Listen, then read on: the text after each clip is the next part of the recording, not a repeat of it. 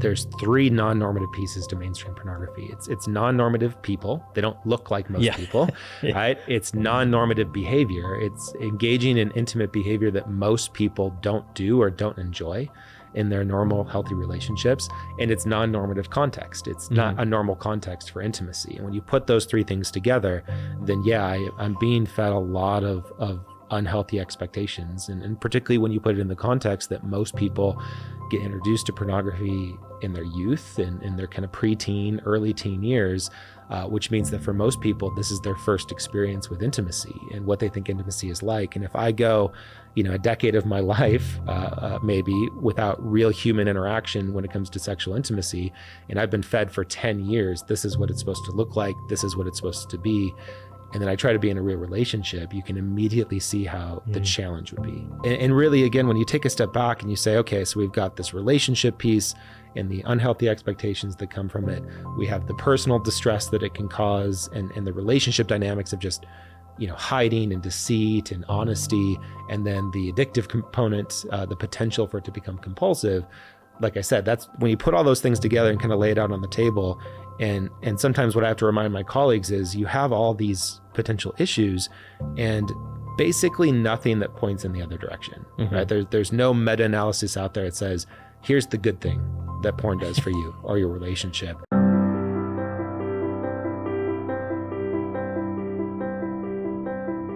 All right, we're back for another Leading Saints episode. And today we bring the big brains into the room with Brian Willoughby, who is a BYU professor in the family sciences and does a ton of research about pornography and the impact of pornography, both in the religious context and outside the religious context. I actually heard Brian on an episode of The Art of Manliness done by Brett McKay, former guest of Leading Saints.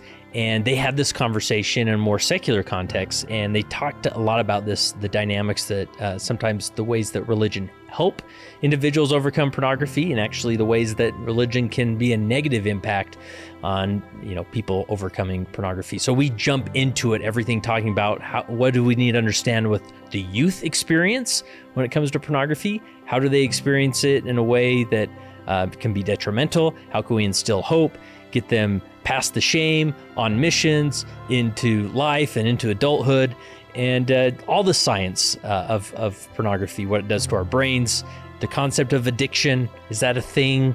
Is science moving towards a world where actually sexual addiction will be a diagnosis that's used? And so really good topics. This is one to just get a 2025 update on the science and understanding of pornography and its detrimental impacts, and what do we do with it in a religious context? How can we encourage people and avoid those negative experiences that some feel in a religious context? So you're going to appreciate the episode for sure. So here's my interview with BYU professor Brian Willoughby. All right, Brian. So you are you the expert researcher when it comes to all things pornography, the good, the bad, the ugly, or how do you frame it? I wouldn't say all things. Okay. But yeah, it is one of my areas that I spent a lot of time researching, particularly in the context of young adults and close relationships. It's actually where my research kind of originates and where a lot of my focus has been is what happens in young adulthood and adolescence that's leading people to successful families and successful relationships. And just over the last 2 decades, as I was studying that, it became really clear, post-smartphone, that pornography was a huge part of how young adults were having to navigate that time in life and then into their adult relationships. And so it's been something that's been a strong focal point of a lot of my research, just trying to understand it, trying to understand how to help people, try to help them understand it individually, understand it in relationships. Yeah. And you're at BYU Yes. as a professor. What department are you in? What type of classes do you teach? Yeah. So I'm a professor in the School of Family Life, which is where we have our marriage, family therapy, family studies, child development majors. And then I'm also a fellow at the Wheatley Institute, which is BYU's kind of policy-oriented institution that does research on core institutions, family being one of them. Oh, okay. So the Wheatley Institute, that's officially under the BYU umbrella, Yes. right? Mm-hmm. And so they make sure we're getting good research on things like pornography or other family-related issues so that hopefully that's influencing our broader culture. Yeah, exactly. Like I said, Wheatley is focused on core institutions in our society. And so we do family-based research is a core institution, research on religion is a core institution, then research on constitutional law is another kind of core foundational piece of society. And so how does that work? I mean, just generally speaking, like the Wheatley Institute does research, and then are you meeting with politicians or lobbyists, or like how does it make it further down the row? Yeah, so we do a bunch of different things. We try to interface with a lot of leaders, thought leaders across the country and internationally that are talking and doing work in relevant areas. And then we also do research. And typically when we do research, we aim that research towards more public consumption. And so we do research reports, we do media interactions so that people can actually see what the latest research is and not just bury it in an empirical journal that 10 people in my field might read. Nice. Interesting. That's very good. And so with your teaching, you see a lot of like future therapists come through. Is that who you're teaching? Yeah, I'm on the family studies side. And so a lot of my students go all sorts of different directions. Oh, okay. Some do become therapists. Some like to work with families and children, do educational work. We also get a lot of pre-professional people that want to go into medical school or law school that want to work with families in those different professions too. And so I primarily teach our big introduction to family class where you can just talk about family relationships. And then I also teach our preparation for marriage class. Nice. So it's a good undergrad degree where it has all sorts of options after that. Yeah. Right? Yeah. A lot of different things. So, I mean, obviously the stigma of pornography is big. I mean, especially in a religious context. And you've looked at like things both in the context of religion and outside, right? And as a Latter-day Saint, that's probably an interesting perspective to have as well. So, yeah. I mean, where's a good launching off point with that context? Well, I think there's a lot to say about the religious context that we can probably get into in a lot of depth, because you're right. That is a really important conversation to have, both from a research standpoint, because being in a religious culture does change a lot of the dynamics in terms of how people feel about their pornography use, how it affects their relationships, how much they are open with their spouses and with other people about their pornography use.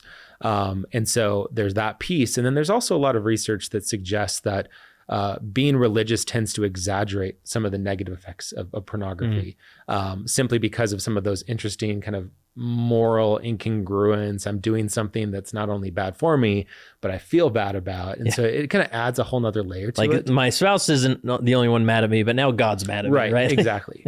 So there is a lot to talk about there too, although I always hesitate jumping right into the religion piece, because sometimes that gives the false impression that it's just a religious issue, or it's just an issue if you're a religious person, when in reality, we have all this research that's come out in the last couple decades that shows that pornography use is problematic and does influence people in a lot of negative ways. And I think that's another really important topic to have discussions about, to help people understand what the real effects of pornography are, to understand how those effects differ based on what kind of use you're dealing with and what that frequency is, because there's a lot of myths and misunderstandings about thinking that pornography use is just kind of one thing. You either use or have a problem with pornography or you don't. And the reality is that there's a whole spectrum of use. President Oakes has talked about that before on this topic. And so I think understanding kind of each pieces of those contexts kind of help give a full picture to help people understand both what's happening, and then more importantly, what do I do about it, and how do I get help? Yeah. So it's fair to say, like, stepping back out of the religious context to a broader society, like, because you'll hear it sometimes in the secular world of like, pornography is not a big deal if everybody's consensual in the process of making it. And, it actually might enhance your sexual life and your marriage and all these things. And so that's safe to say that that's been proven that, generally speaking, pornography is a negative thing. Right. Yeah. As much as we can prove anything in the social sciences, what's interesting about the pornography area is that we've had in the last couple of years what are called meta-analyses, which is where we take a whole bunch of studies that have been done on the same topic, and we do kind of a study of those studies to try to, as close as we can in social science, come to a conclusion about what is true, what's actually going on. And as we've done those meta-analyses, there's been three key things that have come from them. One is that pornography tends to be associated with lower relationship satisfaction. 2, pornography tends to be associated with lower sexual satisfaction, which is a key thing because, like you said, a lot of people have, outside of religious cultures, oftentimes have the misunderstanding that pornography could enhance your sex life or help with things. A lot of sex therapists sometimes think that, and will even prescribe pornography to a couple and say, hey, this might be something to help you communicate better about your wants and desires. But now we have, like you said, a lot of studies that show that pornography use is linked to lower sexual satisfaction. And the other thing that's come out of those meta-analyses is linking pornography with aggressive behavior, particularly towards women. And so we have kind of those 3 pillars now in the research. And obviously there's nuance, there's complexity, but there's enough there with adults to show, I think, that there's fairly compelling evidence that this is a kind of universal negative. The one other thing I'll add to, we don't have meta-analyses on these things yet, but it's been based on some of my work that goes past just satisfaction and looks at things like relationship commitment, relationship stability. What's been interesting about that research in the last couple of years is that that's actually where we've seen in early research some of the strongest negative effects of pornography, that people, adults that use pornography on a regular basis have much less stable relationships, much less commitment. There's a couple studies that have now come out that suggest that divorce proneness goes way up with people that view pornography. And so in particular, when it comes to relationships, you've got pornography linked to all these negative relationship outcomes. And that would be on top of then the concern of pornography creating compulsive and addictive behavior, which is also a new thing we have in the research, not necessarily new, but we did have the World Health Organization a couple of years ago officially designate compulsive pornography behavior as a classifiable mental health disorder. And so they were the first organization in the world to identify pornography use as an addictive behavior. So we're kind of getting all these things now across the last couple of decades of research that all kind of point in the negative direction. You think are we a step closer to, because I know what's the therapy book, the diagnosis? The DSM. Yeah, DSM. Like, because right now generally, therapists, outside of religious therapists are saying, well, it's not in the DSM that classify pornography as an addiction. Do you feel like we're getting a step closer to the DSM recognizing that? Yeah, it would be very surprising to me if in the next version or the next revision, if hypersexual disorder, which this is kind of an offshoot of, because that's the interesting thing about this is sex addiction still isn't in the DSM. You can't be diagnosed with sex addiction, hypersexual disorder. So I think with the World Health Organization identifying these types of behaviors as problematic, with all the clinical research that's come out that suggests that this does act like a behavioral addictive compulsive disorder like gambling and other things, I'd be surprised if we weren't moving in that direction in the next 5 years. Oh, that's interesting. And so on that note, like, is in your research, like you talk about that, obviously there's clear signs of it being negative for relationships and mental health, but like, is there more and more indication of this actually doing something to the brain in a negative way? Like a drug would, like a hard drug would? So this is, I think, where it's really important to talk about that continuum of use. Because a lot of people, again, talk about pornography use as kind of this black or white issue.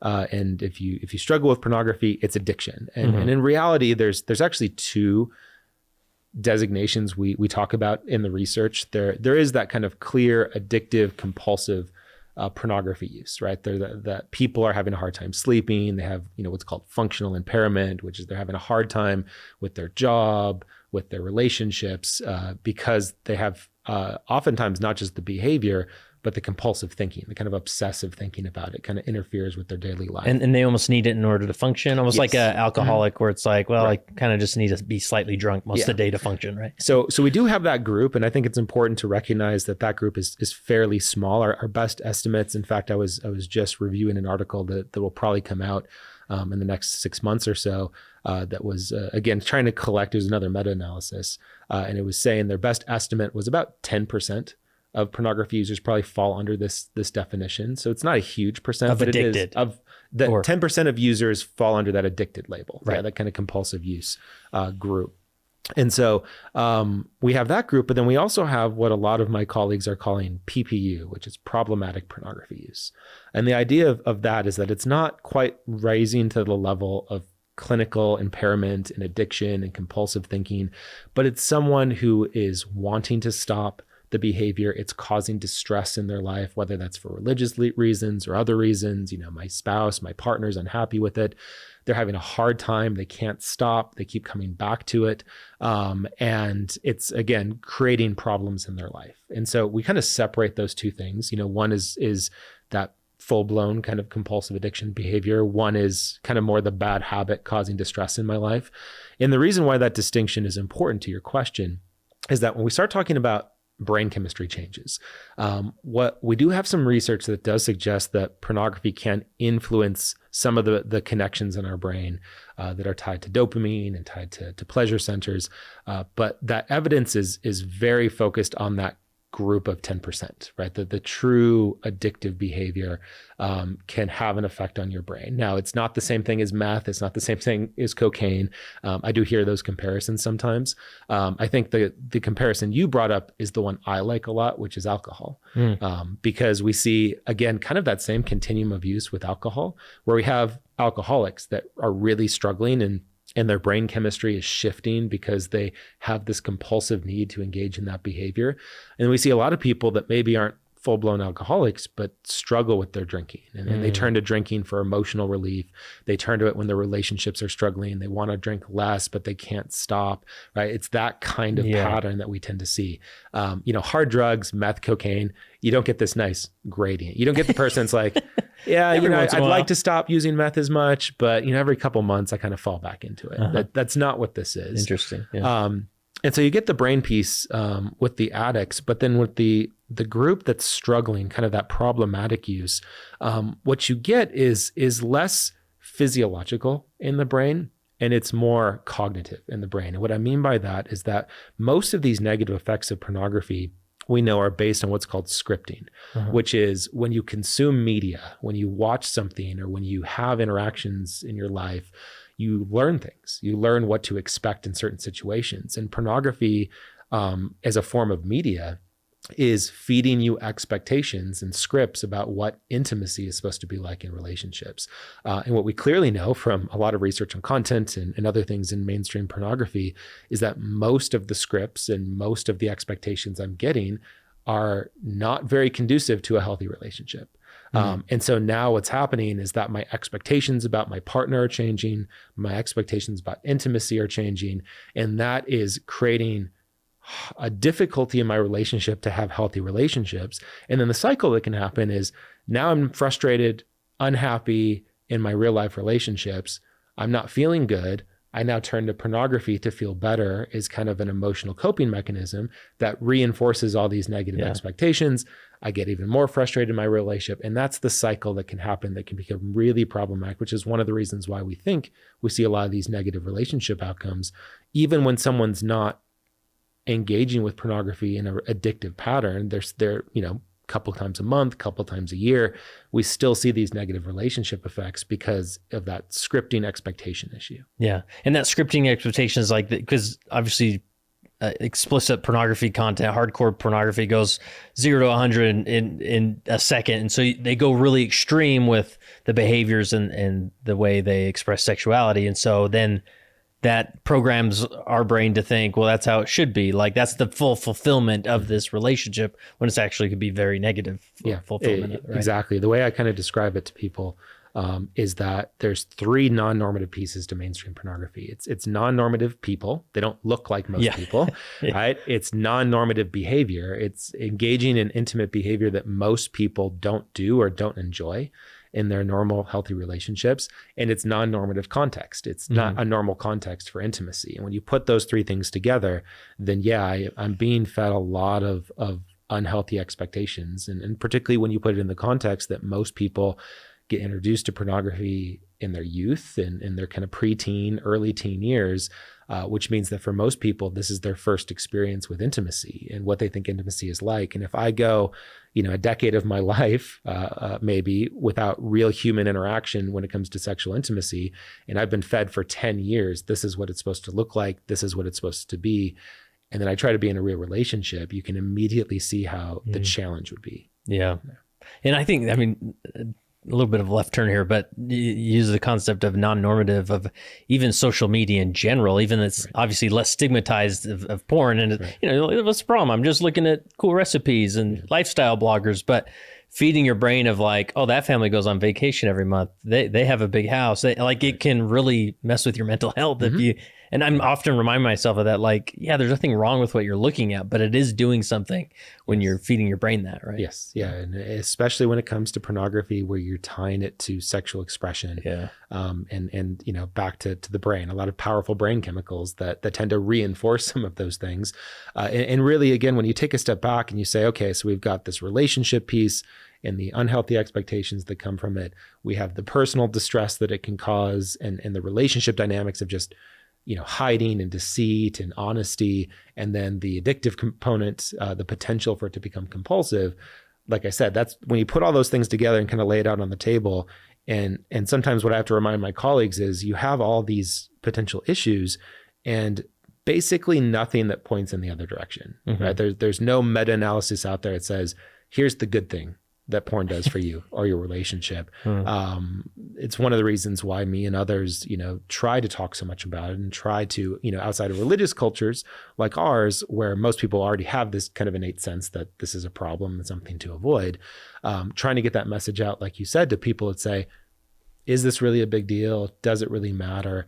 Helping them understand that pornography and for anyone in any context is a risk. Yeah, it's fascinating. So as obviously I've done hundreds of interviews about this topic to help church leaders better understand these dynamics. And I've been really surprised about the stigma around the word addiction. I think it's best practice. Like, you never want someone to label themselves, I'm an addict. Just, any identity statement is maybe more powerful than we want it to be. But I mean, and you said like it's a 10%. It's if there, addiction is happening, it's a 10% of those. Is there anything else we should be aware of just this concept of addiction? Yeah, I think you're right. I do think there has been kind of a pendulum swing in the last 10 years in church culture at kind of all levels. That's been kind of a reaction understanding that for a while we were probably too far on one side, right? Where kind of everything was addiction, and every bishop and every stake president that was meeting with a young man was going, okay, 12-step program, go see a therapist. And as research has kind of matured and as some of the clinical work has matured, we do understand on the one hand that, like you said, the labeling of addiction is something we need to be careful about. There was a really influential study that came out about 7 or 8 years ago that was showing that the label of labeling myself as a pornography addict was actually more predictive for most people of depression than the actual porn use. And so again, I don't think we get rid of it, right? We don't need to pendulum swing the other direction.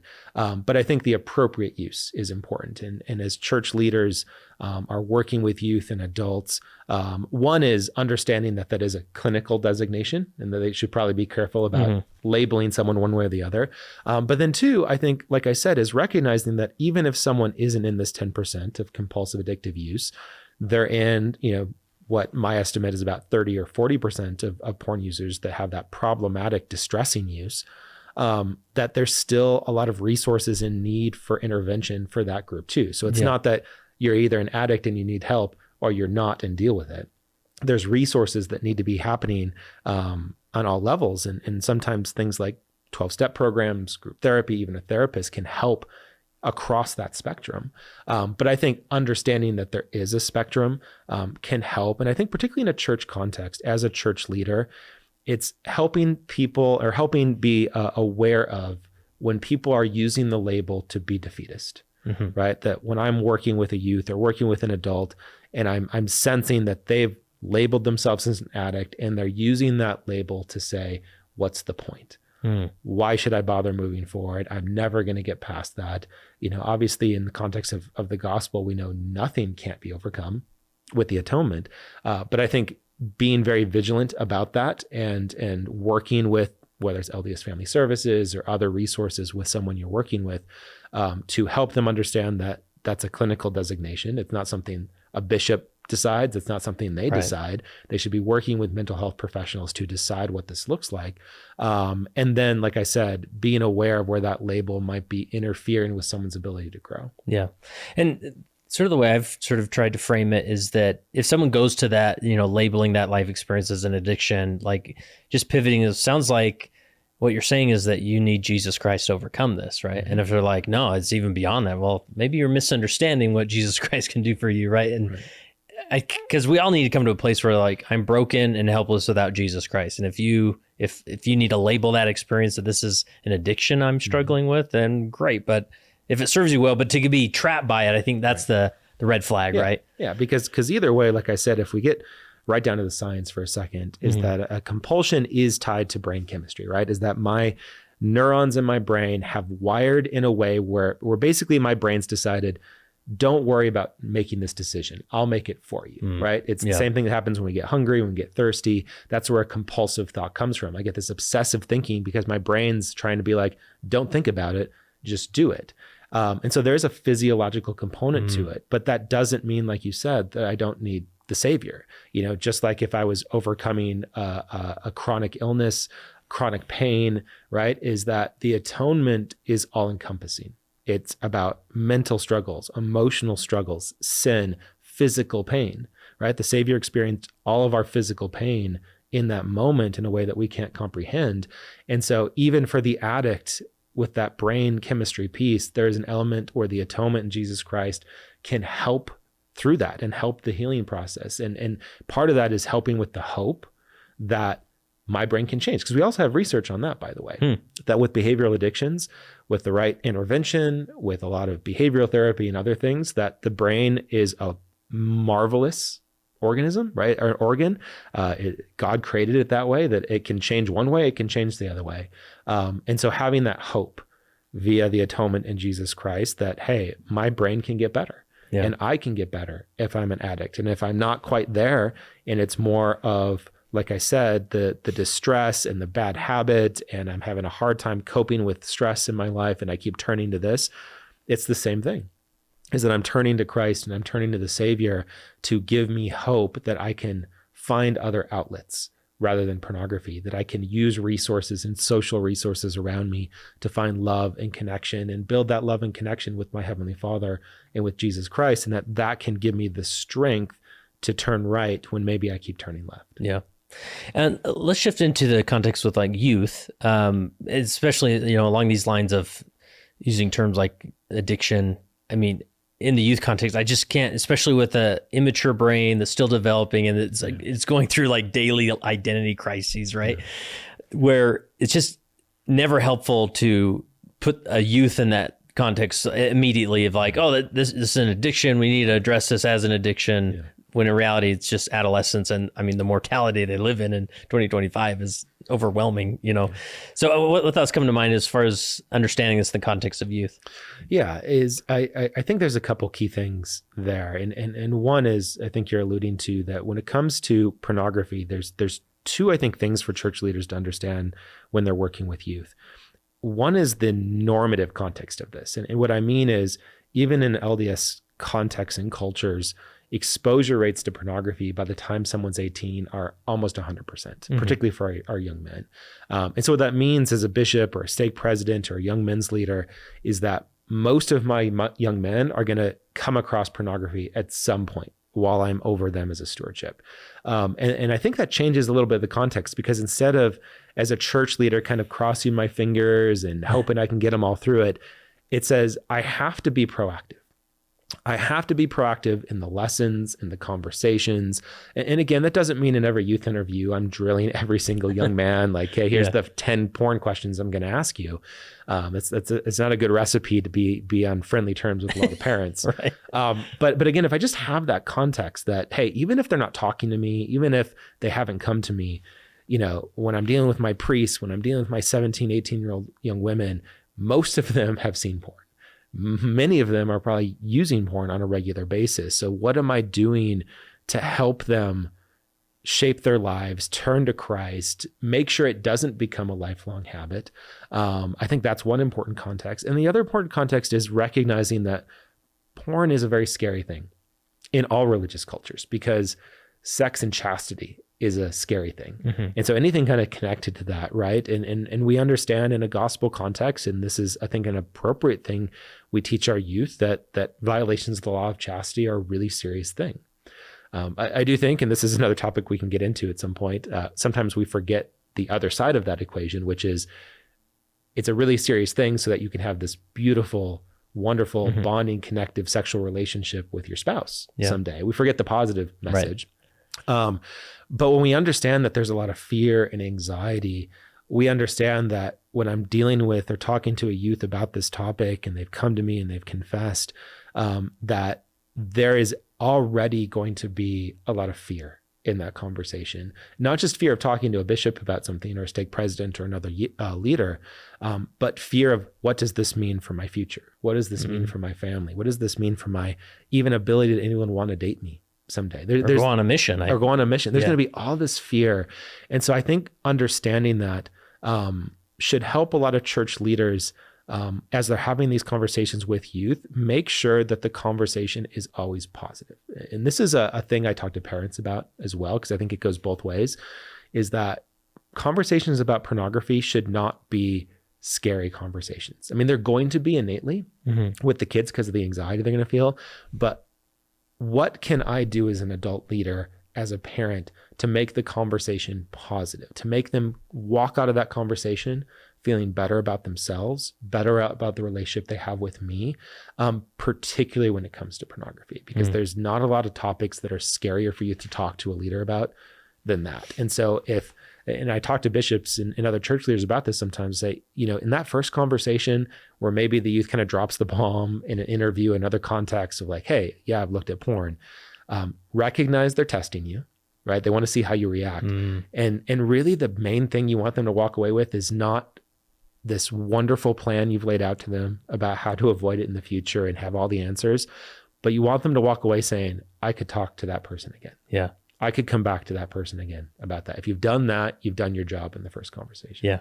Yeah. And almost this feeling of, maybe this is the wrong way to say it, but almost like a shrug, like, oh yeah, so what? Like almost like this isn't a hard thing to talk about. I can talk about it. Like, tell me more about that. Right.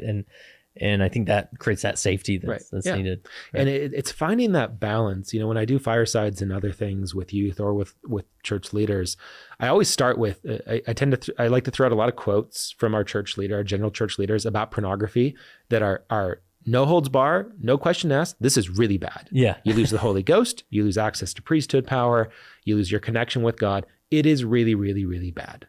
Right. And I start that way to then say, and we talk about a lot of things like that, right? If I watch certain movies, I lose connection to God and the Holy Ghost. If I start swearing, I lose connection to the Holy Ghost. I lose priesthood power. If I, have a little sip of coffee because my friend is bugging me, hey, I want to know what a Frappuccino tastes like, I lose the Holy Ghost. There's all these things, but with pornography, it feels so much heavier. And so we have to find that balance between, yes, it's a sin. It's good that if I'm your bishop, it's good that you came and talked to me about this so I can help you with the repentance process, because you need to repent and you need to come back to God and reestablish that connection. But to your point, we should be doing that about all sorts of things. Right, and that this shouldn't feel like it's 5 times heavier or harder or bigger to our youth, because the reality is this is the most likely thing that our youth are going to do that are sinful. It is unless you want to kind of go into like the where is that line with swearing and some of those kind of things. Yeah. But in terms of their baptismal and priesthood covenants that our youth have made, this is by far the most likely thing that they're going to do that they need to repent of. And so again, I get back to it being normative, right? Normative doesn't mean healthy. It doesn't mean you diminish that this is a big deal when it comes to my spirituality, my covenants. But it needs to be done in a context that this is just like all these other mistakes that we make. And what that does on this topic is it helps youth not hide, because when they hide, that's when they're much more likely to develop that negative compulsive pattern over a decade into adulthood.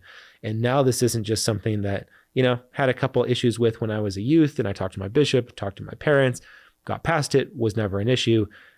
Now, instead, I'm a 20, 30-year-old with 2 decades of struggling with this, trying to decide, do I tell my spouse? Do I not? We just moved. Do I want to talk to this bishop about it? Because the last guy took my temple recommend. So you get this whole kind of thing that I think we're not going to avoid all of that.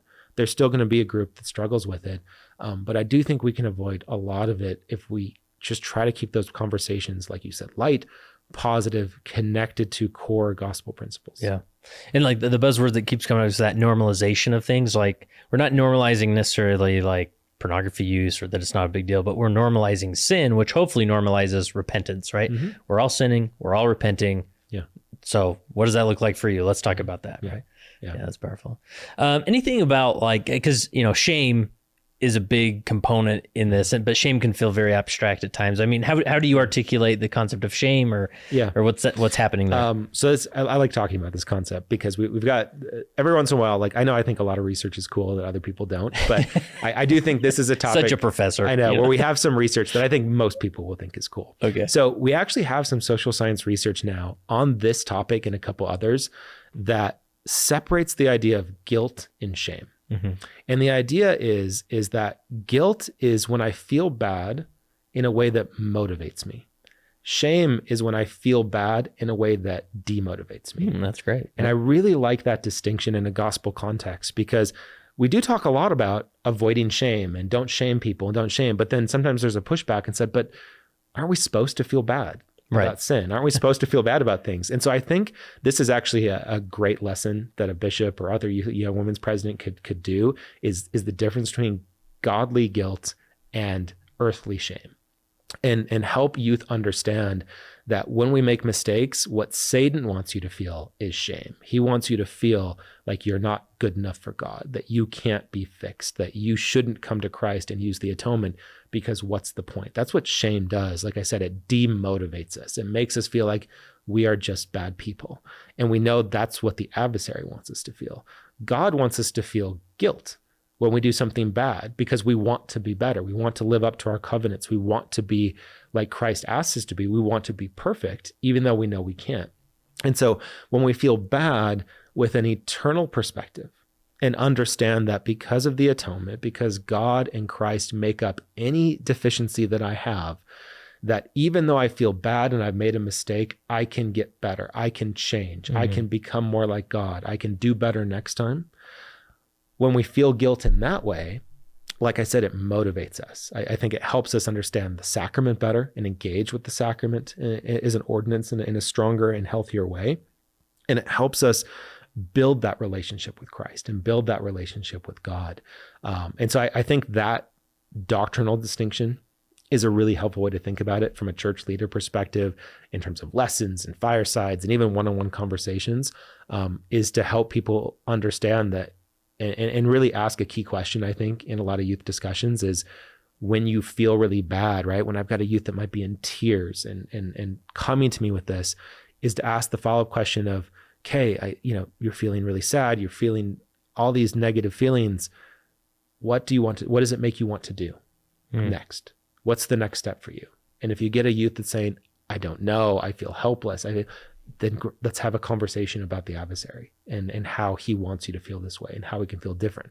If it makes me want to do better, it makes me frustrated because I'm mad at myself and I want to do better next time. Great. That's how you should feel. Yeah. Let's talk about how that can be part of a healthy repentance process. That's cool. I like that. My mind just goes to like, you go throughout the scriptures and find stories where in one instance, where did an individual actually become motivated after that mistake, whether it was Nephi or, Alma the Younger, where like actually that shifted them into a direction where it motivated them in a positive direction. That was maybe there's no shame there, or, it'd be worth exploring that.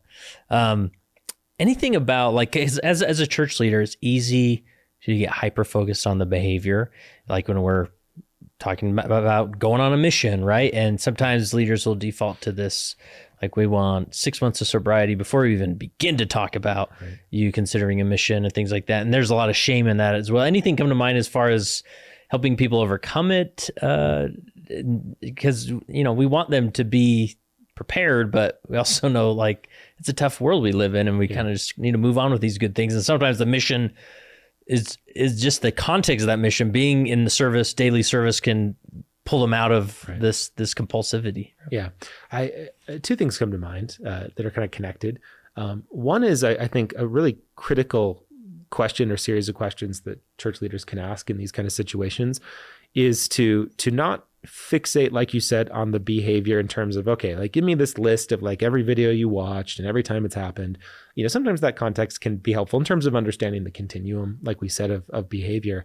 But getting more into the why and understanding that there's a lot of reasons why youth and adults turn to pornography. And sometimes it is just sexual attraction, and I was on social media and I saw this and it led here and led here and led there. But there's a lot of other reasons. Sometimes it's very emotional, right? I was sad, I was frustrated. This is a coping mechanism. Sometimes it can be anxiety based. It can be stress relief. Sometimes, particularly with adults, but sometimes with young adults too, and youth, it can be relationship based. Like, hey, I've, been dating my girlfriend for a year and we started kissing and I got frustrated with her. And so then I turned this direction, or even we got in a fight and I turned this direction. And asking that question of why can help the next piece, which is the what do we do, right? And obviously bishops and stake presidents have that mantle to receive spiritual godly revelation about things like how long till this happens. But in the context then of giving counsel of here's some advice in the meantime of things that I think will help you avoid this behavior, that can really differ based on the motivation and the why, right? If I have a youth that as I'm talking to them about this, it becomes really clear that like when I'm having a bad day at work or with my parents, that's when these thoughts come. Is great. Now let's talk about what counsel I can give you to find other outlets for those negative thoughts or some of the mood stuff. If it's stress, how can we get better stress relief? If it is sexual attraction, let's talk about that, right? Because each one of those, we're really starting to talk about what are called triggers, right? What are the triggers that starts my mind on this loop? And this is similar for compulsive use or problematic use, or really any use. Like even a youth that's like, hey, it happened 3 times last year. It happened twice last year. That's even further along that continuum. We have this very basic principle in social science that thought precedes behavior. That before you do something, you're almost always thinking about it.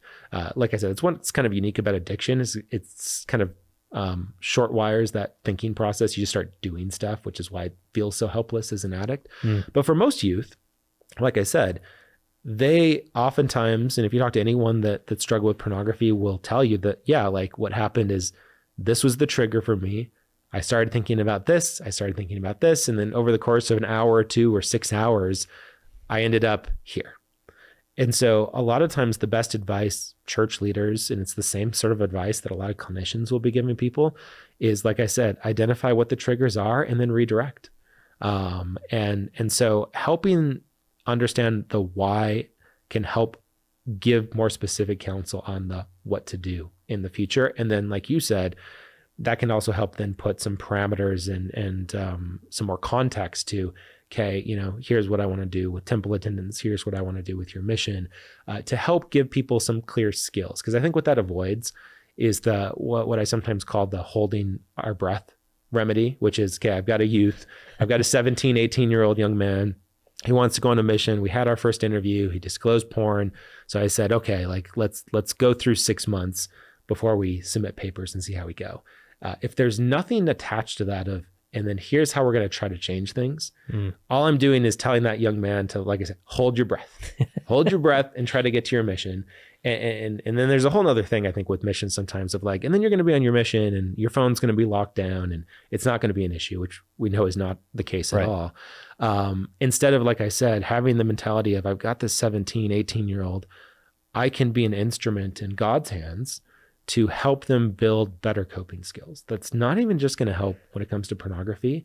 It's going to help with their marriage. It's going to help them as a father or a mother. It's going to help them with their work and their job, because there's going to be a lot of situations where they're going to be stressed or depressed or, whatever it is, and they're going to need good coping skills.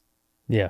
Yeah, that's really helpful. And because so what I'm learning is just being, don't jump to too many conclusions as far as what that means when they disclose pornography use. Ask more questions of why, because there's probably on one side of the spectrum of kids are just curious, and they have a computer at their hand to just maybe ask questions. And again, not the ideal scenario or forum in which to learn about sexuality, but and then it's, here and there but it was more of just like on a more curiosity scale. And then there's others who are like, wait a minute, you're using this to cope with life, to survive another day. Like that's a much different circumstance.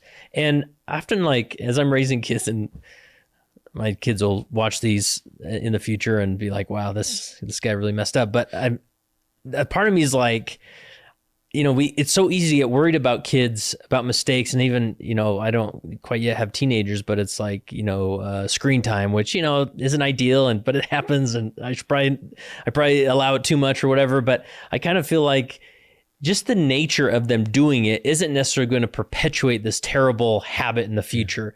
Just the nature of maturing into adulthood, our brains develop, and then you become more aware of like, actually, I don't feel good when I'm just looking at a screen all day. I'm going to go for a walk more, and like it kind of fixes itself a little bit. And so as a father, I'm sort of remove some of that shame, saying like, this will probably work out. Of course, I'm going to, reach for the ideal, but it's not all going to be on me if this doesn't work out. And so with those youth, it's like a lot of this just kind of goes away as they age, or they get a better grip on it, unless it is this extreme coping mechanism. It's like, sounds like you need some more resources here, right? Is that fair? Yeah. And it like you said, it can change the context of the conversation. And I think allow the conversation to have a lot of really positive effects. Like you said, as a parent, as I'm talking to my kids about this, which parents should be doing too, is I'm going to get all that same variation and understanding the context. So I've got 2 young adults and 2 teenagers now.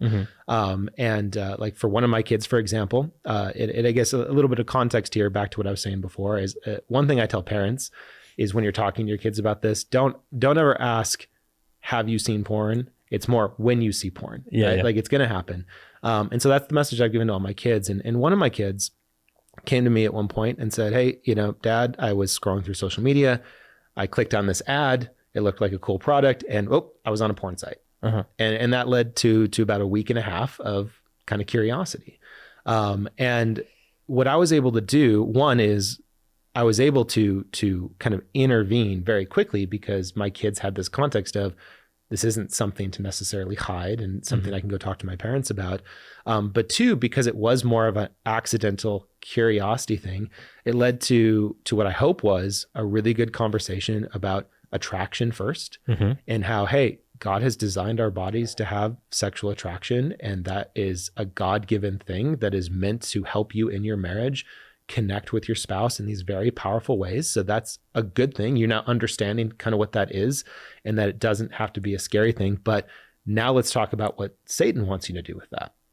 And now let's talk about the context of what you've seen in pornography, and how that's not connected to this view of intimacy and sexual connectedness that is sacred and special and symbolic of the sealing ordinance that you can have with a spouse. And so now I'm using that as an opportunity to teach these other principles. And I think back in a youth leadership context, to put that in a different way, as a bishop, I think sometimes when a bishop or another church leader gets a youth that confesses pornography, there's this like, oh no moment, like, oh no, you're one of those now.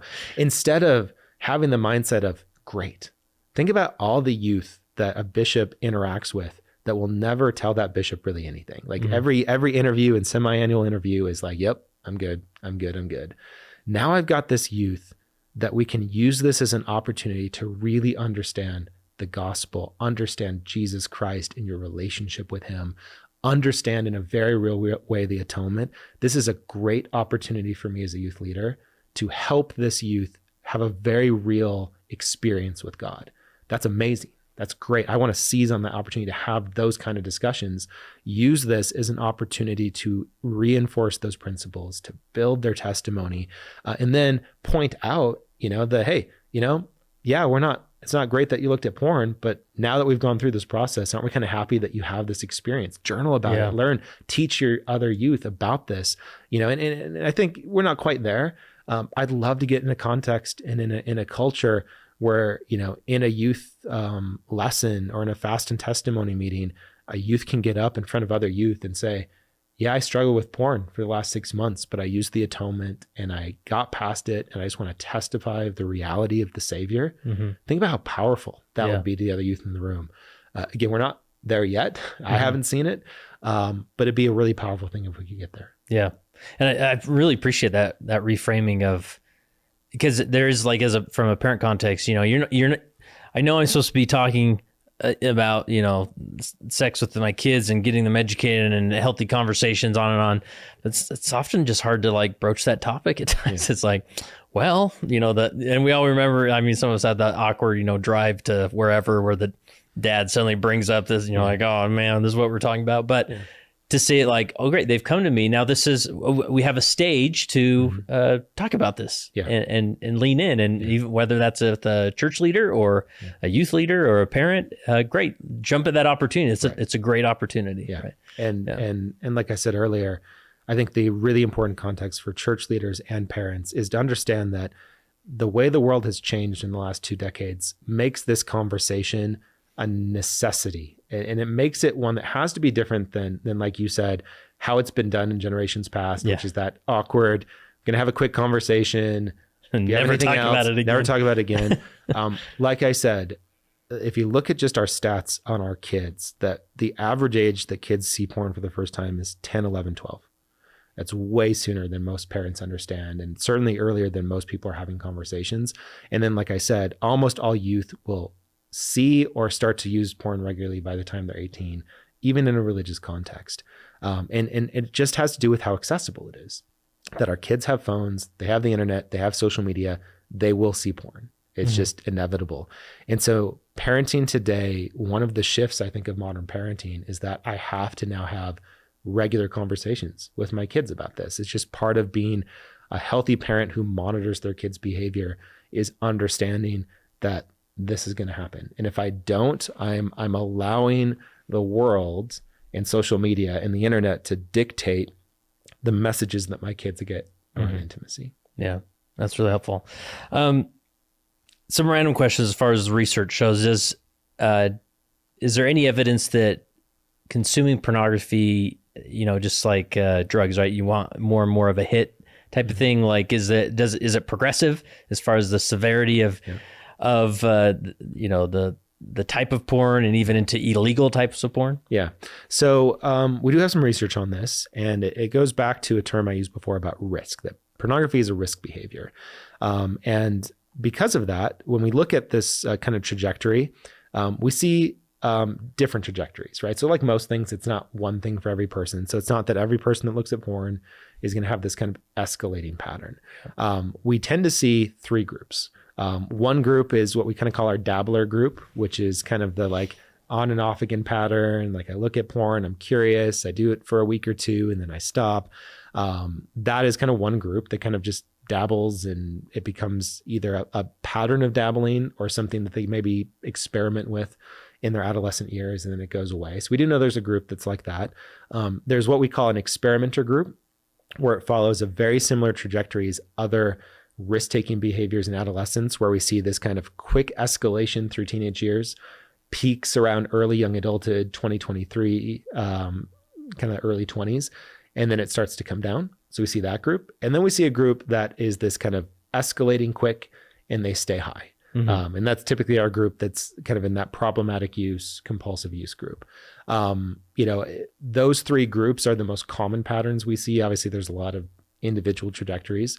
But I think there's 2 key conclusions from that. One is that no, not everyone that looks at porn is going to become an addict. There's not a lot of research to suggest that. But the better way to say that is anyone that looks at porn has the risk of becoming an addict.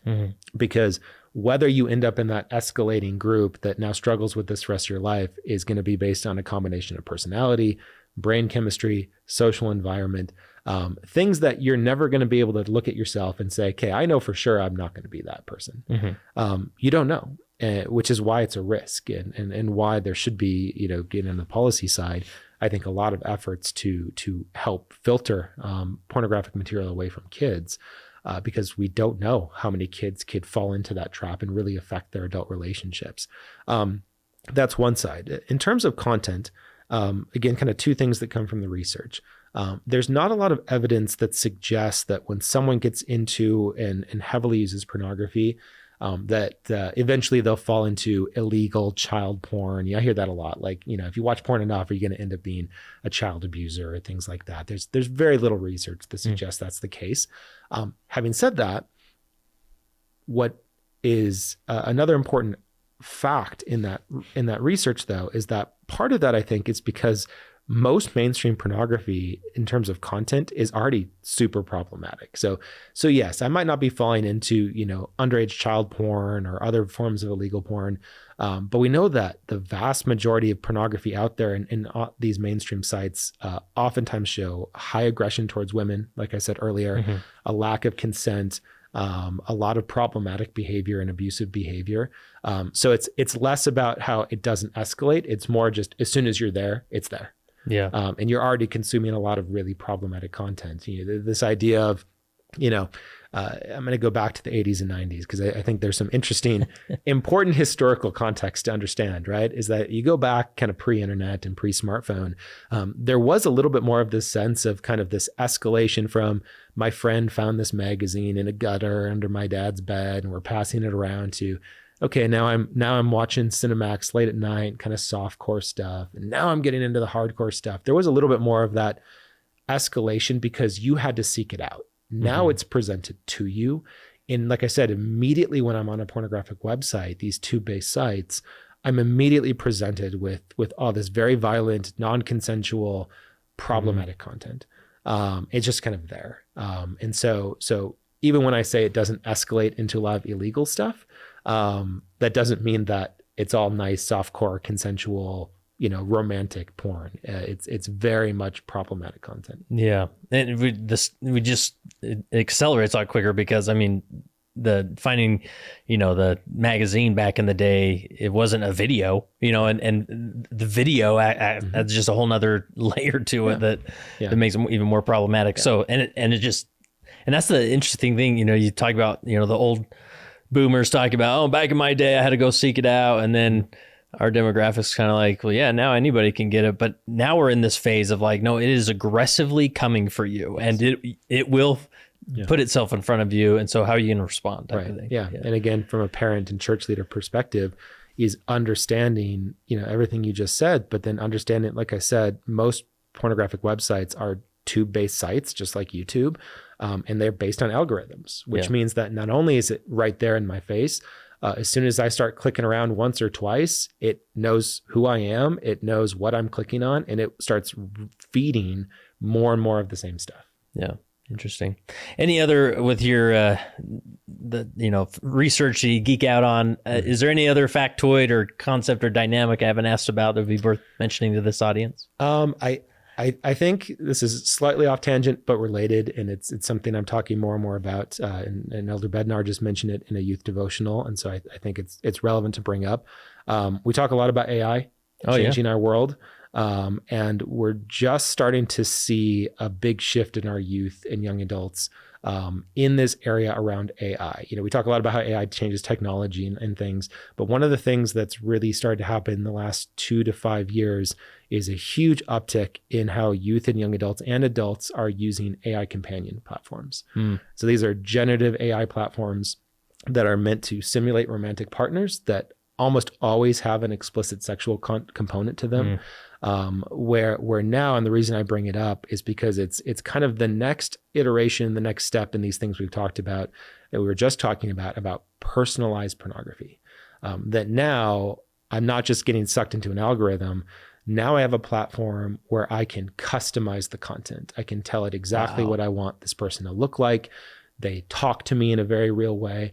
What it's kind of brought back is, again, back to those generational differences, is that, a lot of sexual content, inappropriate sexual content for youth 20, 30, 40 years ago was very imaginative, which means, like you said, I got a picture, I got to kind of put the story in my mind to it.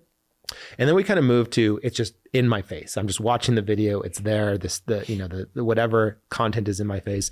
Now AI is bringing and merging those two worlds together, where now I can have a what feels like a very real conversation, even a phone conversation, a sexual conversation on the phone with someone that's whatever I want, whatever fantasy I want. I can tell it. And now I can also get the pictures and the videos to go along with that.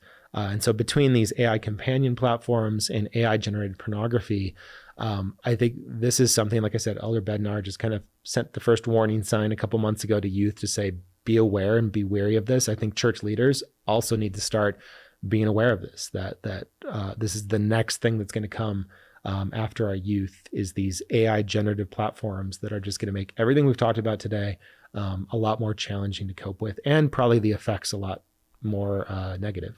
Wow. Coming to a bishop's office near you, unfortunately. Yeah. Oh, wow. And I'm sure it's already manifests itself, and it sort of starts so innocent, right? Of like, no, I just find friendship in this this artificial, being out there, and there it progresses. So, well, this has been really good and helpful. Any other point you want to hit before we wrap up? No, or I don't think so. Yeah. Well, cool. I appreciate your time. And is there any place if someone wants to geek out with the data or learn more about what you do, anywhere you'd send them? Well, two things I'd say is back to the Wheatley Institute. If you go to the Wheatley Institute site of BYU, there's a place that has research reports. And so you can click on that. You can click on family.